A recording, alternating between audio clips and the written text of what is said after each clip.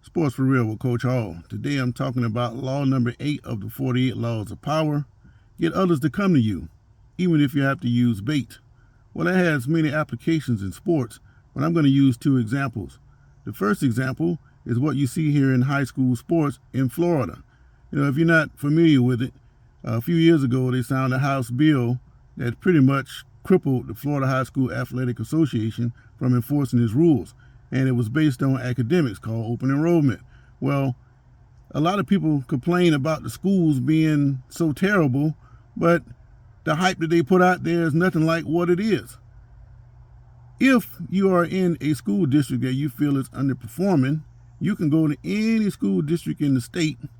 As long as they have an opening, they have to accept you. And a lot of people complain, well, if you implement this rule, that's going to open the door for athletic transfers. And sure enough, it passed, and that's what's been going on. You have some kids that live in Jacksonville that might play in Orlando, or vice versa. If you can get to Key West and you live in Jacksonville and they got a spot down in Key West, they have to accept you. That's just the way it is. But what typically happens is, if I'm a star multi-sport athlete, I may be a football player in Jacksonville. Then for basketball, I may go down to Gainesville and play with them. If I want to run track, then I run on over to Daytona. And then when it's all over, I can come on back to my home school and graduate. Doesn't make sense, right? Well, it's a smaller version of what's going on in college. What you have is, and how they're able to get away with this, you're not supposed to be recruiting, but if you got a player and then these guys know each other from 7-on-7 camps and all the other different places that they go, they say, well, let's get together, me and you, let's go over here and play football with this guy over here.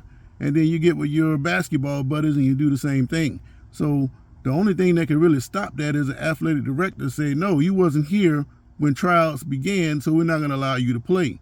But that's not a whole lot of people out there that's doing that. Transfer over here to college. Let's go to college. It's the same thing that's taking place with the NIL. The difference that's going on right now are the states. They're making the rules about what can and cannot take place.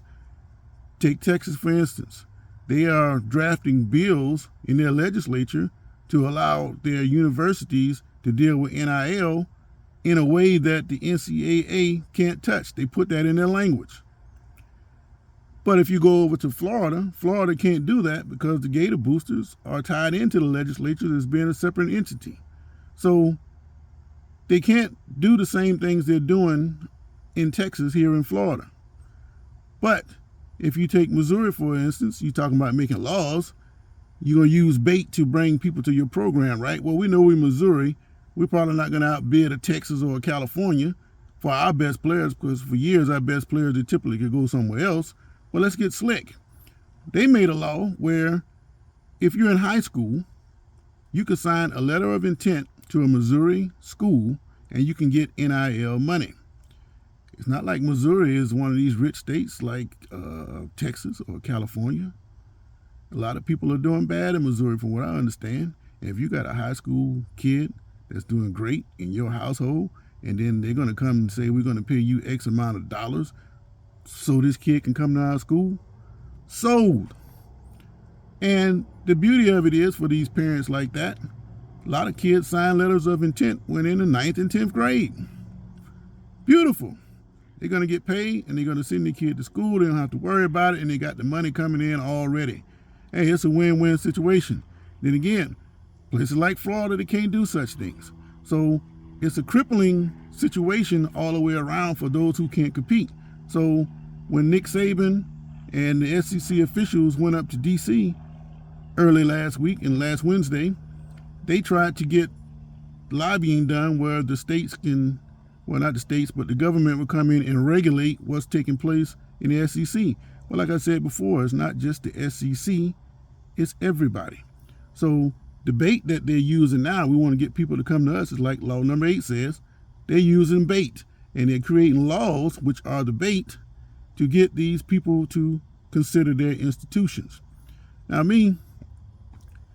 I think the players should have been getting paid a long time ago, but at the same time, because of all the problems that they're having right now, trying to get everything leveled out is the reason why players didn't get paid long before now. So everything's out the bag now.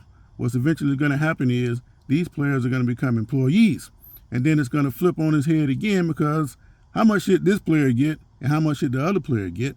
And like they were saying up in Georgia, where they try to balance all the nil money out, you're going to have chaos in the locker room. If you're blocking for a guy, he's making this and you're only making that, then it's going to make for a toxic situation in the locker room. So there's a lot to be answered about this NIL debate, and I'm going to be sitting down watching it. And then when I find out more about it, I'm going to let you know. This is Sports for Real.